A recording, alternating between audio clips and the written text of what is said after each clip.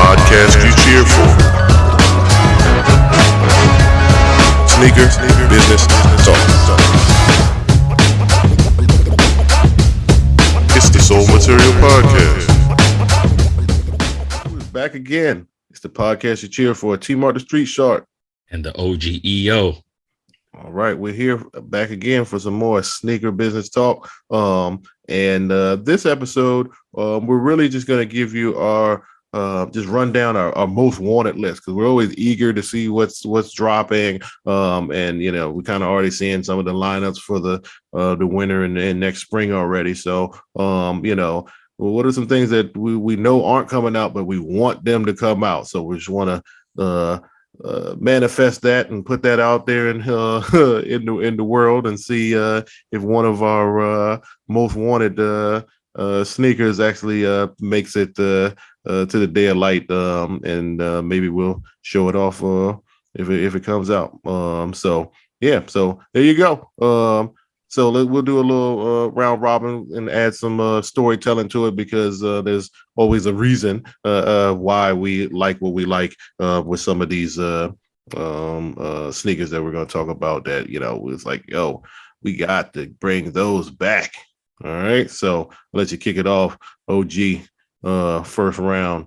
What do you want to see back on the shelves?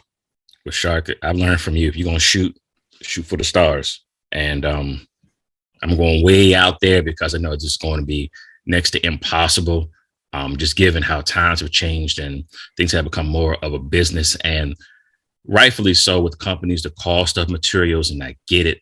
But in no rank whatsoever, the first that comes to my mind is the original SC Trainer High, Bo Jackson, black, gray, 34 on the back, with that suede upper, with the carbon fiber on the sides, 34 stitched, that gray leather, that silver line on the paint. It was nothing like the quality of those, man. Being a 80s baby, 90s teen, I remember being in DC. There was a shoe store called Snyder's that was at Wonder Plaza, at Howard University, on that strip right across the street from McDonald's. And I remember having that shoe in my hand, and I was like, Mom, please get next payday, next something.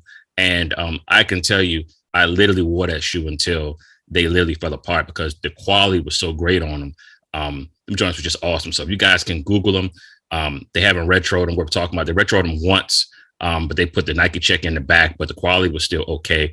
You may find a pair on eBay, but yo, the quality of that shoe. And I think because now how materials are, we may have to pay maybe $250, $260 to have that shoe in that same way with those materials. I'm willing to pay that if you're going to give me that. But the bows that come up with out now, it's all nostalgia, because of course the quality is not the same. Materials are cheaper. And that Bo Jackson number 34, black and gray, the original one, out of sight, out of mind. I cannot wait to get that back in my hands if I can. Wow. Yeah, that original Bulls always stayed intact or whatever. But, those retros, they crack on the first wear straight out the box, unfortunately. So, I feel you. That was that's the Tecmo Bowl days. That's all good. Bring it back. All right. So I'm up.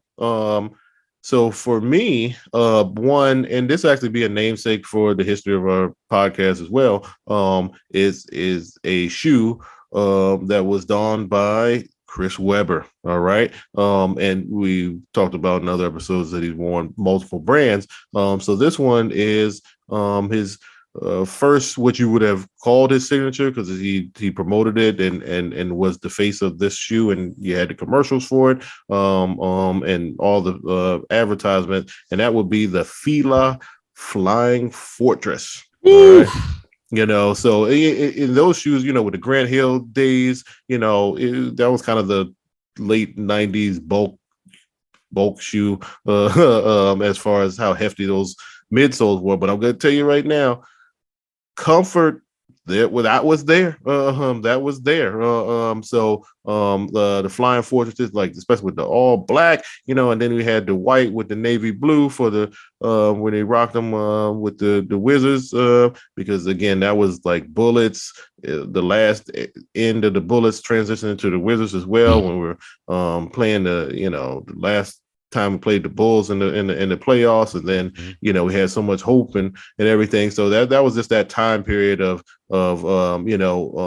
Weber also going to Fila because he wanted to have a shoe that was a cheaper price on the market so that more people could get them, because he did have the Nike signatures and he just wanted to be a little more conscious of the community, so that people that look like him and where he came from and other people that came from impoverished neighborhoods could be able to purchase the shoe. So always love when you make conscious decisions. And then that shoe is just, a moment in time, maybe because I grew up here and rooted for him.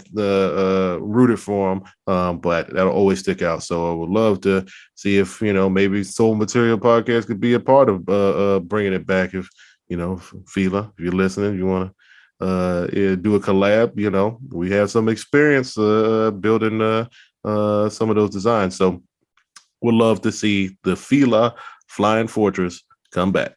And piggybacking off that, Tony, let's not get it twisted. Again, we were there. Fila had, I won't say a problem with, but most of their shoes at that time, Grant Hill, Stackhouse, so forth, they had the big Fila written somewhere on the shoe. Particularly that all black colorway was, when I'm telling you, every hustler in DC had that shoe. All black shoe, of course, DC thing. But the Fila and the imaging of the Fila was so slight, but it was a subtle.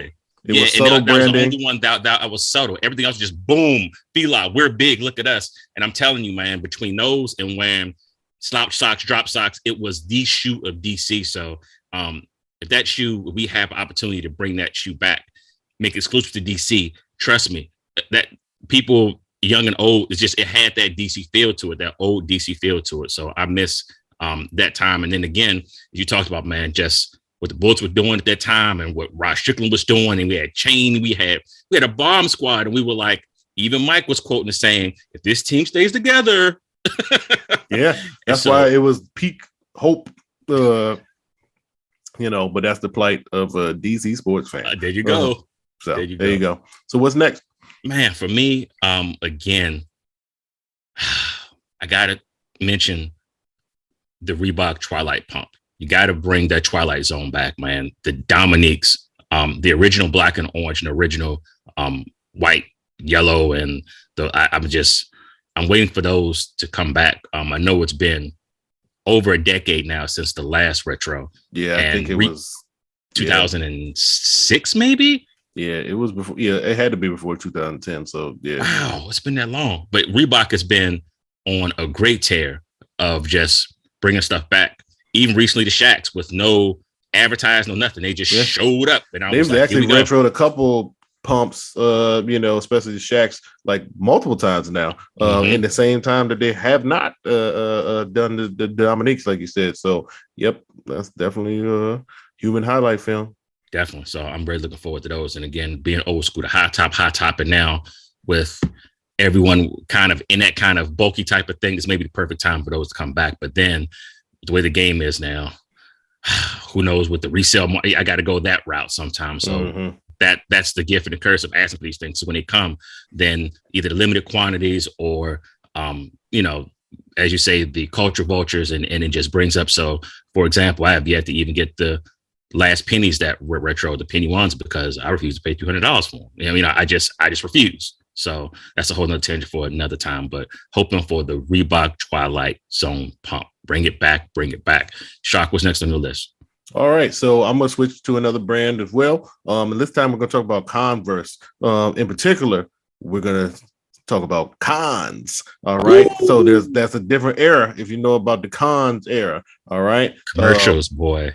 Man. Boy, so it's you're gonna think React Juice. You might think I'm talking about Grandmama, which was I've actually told some of those stories about that being the Aero Jams being one of like my first signature shoes that really like, ooh, that really got me. But I'm actually going to talk about the Cons Atropolis. All right.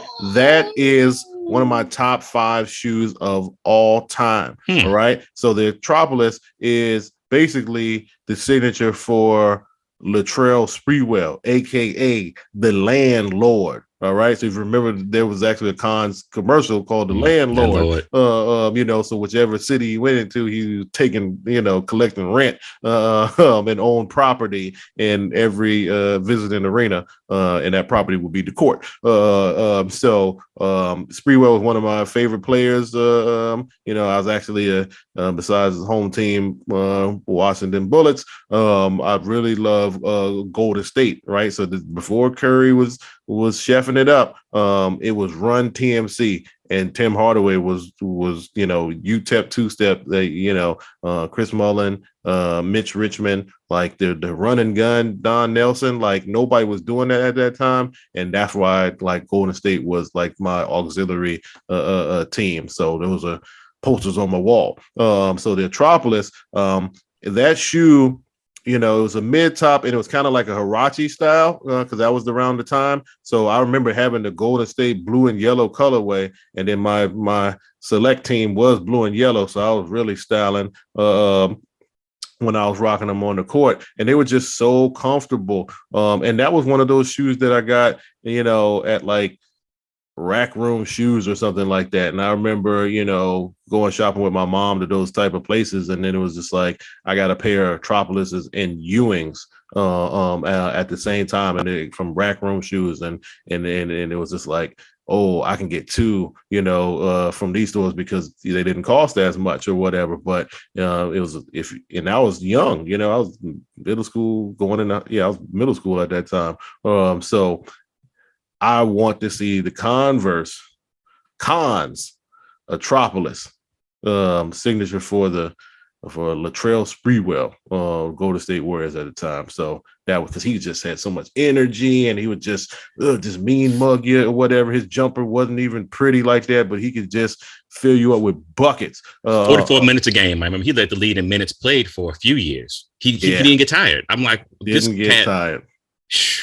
Just high motor, so straight out of Alabama, where he went to school. So Sprewell, and this was before the breeds and choking Carlissimo and all the other stuff. You know what I mean? Ball head, defensive, offensive. Because even when Chris Webber, got his rookie year, when they went to the playoffs, that was Spree was on that team. So and he was all-star as well. Let's not forget that Sprewell was an all-star multiple times for multiple teams. So yep, Cons Atropolis, bring it back. What's next? We got. Let's do one more. All right, gosh, I got so many I can go, and I'm trying my best not to go with Jordan Brand, so I won't, because eventually they're going to retro everything. So I'm just going to go to a personal favorite of mine. One of my first signature shoes, and I call it a signature shoe because Fab Five wore it, and I was like, I saw Jalen with them on, I saw Ray with them on. I was like, I gotta have those. And when I put them on my foot, they were the most comfortable basketball shoe for my foot. And for some reason, they brought out the twos and all kind of renditions of the twos, but for some reason, Nike has yet to do the black nubuck suede, whatever you want to call it, Air Maestro 1. Bring it back with the strap on the side. And it was one of the sleek designs where, at least in my neighborhood, if you were a Nike head, you were either Force or Flight. And Force were more bulkier, looked more like they were Transformer, more like strength. But if you were about slickness and about just overall just being sleek, that Air Maestro 1 defined what Flight was from that point on, with the Pippins and with everything else. If you either Force or Flight, and that was the shoe. And that Air Maestro 1, man, again, that was one shoe again, because it was black, it was suede. Yeah, couldn't afford the suede Nubuck clean that time, so you could throw water on them and they stayed clean. The classic silhouettes, and yes, they didn't get ashy either. Exactly, because they had the good materials on those. Because you throw some water on some washcloth. Yep. Yeah, throw some water on some black whatever. Throw some water on some black Panda Dunks or something and see what happens to those. So the original Air Maestro 1, no games, no gimmicks, no collabs. Bring back that original Fab 5 colorway, man, and let me get my black Nike socks and live my life. What you got, Sharp? All right, so I'm gonna bring it home. So I'm actually gonna end it kind of where you started because I'm going football, turf, cross trainer, but we're going. So I'm going with the swoosh, going with Barry Sanders, but this is the super zoom, right? So this was the where it had the strap that went over the top, not the strap over the midfoot. Like what are those? The turf jets, the jets. No, not the jet. I'm talking about the super zoom. All right. So it still had the turf shoe, but like the heel was a little more sleek. And they had like the black and white colorway with, and the strap was white with a little gray, and then they had the white and blue like the Lions colorway. Those were the two main colors. They didn't really have too many other auxiliary colors. Those were the two main ones. And those were super comfortable. All right. Because I had the black pair. But that shoe was one of the first shoes I remember not only myself doing it, but others witnessing it, that crossed over to the basketball court because the way it locked down and it was like, and the way that the shoe was angled around your ankle, that it actually came up a little higher on the ankle, behind the ankle on your Achilles, but in a good way. And then it was like slanted down, and then the way that the strap came across, and then that 4-foot zoom on there. You know what I mean? So you didn't even have to have like because basketball shoes at that time, late 90s, there was a lot of emphasis on that bulk on the heel, for that impact. And I felt like that because a couple players I did witness in the NBA rocking them like that on the court. Because it was like this realization that you just didn't need, like if your air was all in the heel or whatever, like that didn't help you but so much because of the way that you could move around in that shoe. The super zoom, man, I want to see that come back. So again, that was a turf shoe, but the lockdown and then how responsive that zoom was on the 4-foot. And again, that was a turf shoe meant for football, but it definitely translated. Similar to how like the Michael Vick ones, you actually saw a couple play. I remember, like Lamar Odom, he was with the Heat, like he was rocking them. Right now, that strap didn't lock you down, whatever, but it still had very responsive zoom. And the way that the 4-foot lock your foot down, it just translated. So again, just you started with the Bose with the cross trainers. So the super zooms, again, it wasn't meant to cross over between two sports, but you would see Barry and Marshall Falk wearing basketball shoes all the time, sometimes anyway. Some up tempos or some Jordans or whatever. So I think that's a good shoe to say that it could cross over either way. So definitely want to see super zoom. I forgot what year it was, but Barry Sanders, Nike, super zoom. I think it was 91, maybe. No, it was probably 93. 90. It was probably 96, 97 because those came after the Jets, if I'm not mistaken. So it's probably 97 because the Jets did those had the 4-foot strap and it had that little bug eye, like the Jason Kidd was on that little bug eye on the side of it. That shoe, and then it came right after that. So it was like that evolution. And now you say that, I'm thinking, something just came to my mind. I remember the East Bay magazine those were in. And again, back in the day, I had them join Circle. Didn't ever get them, but I had the magazine, I had them join Circle. I remember it was my junior year in high school. I remember them joints being in the East Bay. And we got the nostalgia. I meant, we could just keep going or whatever. There's so many of them. Like, cause I just thought of another one from that time that had nothing to do with any of this stuff. But matter of fact, I'll just say it. I'll give you give one more. But so that shoe, just to squeeze it in, is another change in the brand. Reebok It was the Rain Man. So not the Kamikazes 1 and 2 for Sean Kemp. I love Sean Kemp, but it's actually the Rain Rain Man Man. ones. Yep. The Rain Man ones where it had like the little third zip come up, and then you actually like loop the first lace through the zipper, and then you laced it up. That shoe was so comfortable as well, and I'd say that that's one of the top insoles like ever to me, almost. All right, because that shoe was so comfortable, and then I wore it again, balled and it wore it out. But I used to use that insole in my Flint 13s and a couple other shoes, and I was like, this is one of the greatest. Like, you can't buy that level of cushion and responsiveness in the store, just to take out that insole as well. So I'd say Reebok Rain Man, bring it back, and then like resell those soles, because however you molded those were some of the greatest. Dr. Scholl's could recreate those, or whoever else. So you got one more to and I'll keep it universal, final man. shot. Yeah, one final shot for everyone, and everyone's shouting online about them. The Jordan 17, and again, I was there working at Foot Locker. The suitcase, the DVD, I can hear the jazz right now. Yes, man. The Most Def, man, with it's just everything about the advertising of that shoe with Darius and with Quinn, and it's just we're at that point now. Jordan Brand, man, bring back that 17, the college blue, the bring back the suitcase. Like, oh, that's gonna cost you. I mean, that was the first $200 outside of the phone posit. That was the first $200 shoe, and I remember that being a big thing. So who knows how much it's going to be now? But at least bring back the white college blues, man. And looking forward to the Jordan 17 coming back. I literally never got rid of them. I don't have the shoes anymore, but I still have the red suitcase. I'm never gonna get rid of it. Never gonna get rid of it. Remember, and the red ones went on sale. Remember, the only ones that kind of didn't go on sale were the original ones, but the all black ones, the red ones, the lightnings, all of those literally went on clearance. So you probably got them, probably knowing you shot, probably $79 to $89, probably a little cheaper than that. I got the red ones cheaper, but I remember I did pay full price for the black and gray ones. I remember getting from Foot Action when I was in college, but then went back and got the red ones on the low, and then ended up like balling in the black jumps. So, but the red ones always kept them for special occasions or whatever. You know what I'm saying? And then it was just that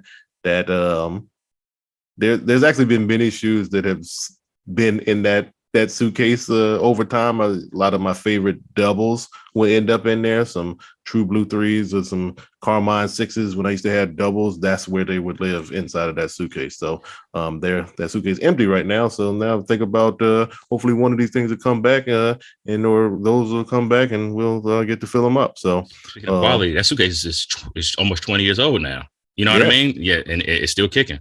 Yes. So there you go. There's more storytelling from the Soul Material crew. But we just wanted to just manifest some of our top sneakers on the most wanted list that we want to see popping back up on the shelves in the near future. Or if we can help bring it back, let's talk to us. Let's do it. Let's collab. So there you go. Soul Material, another episode in the books.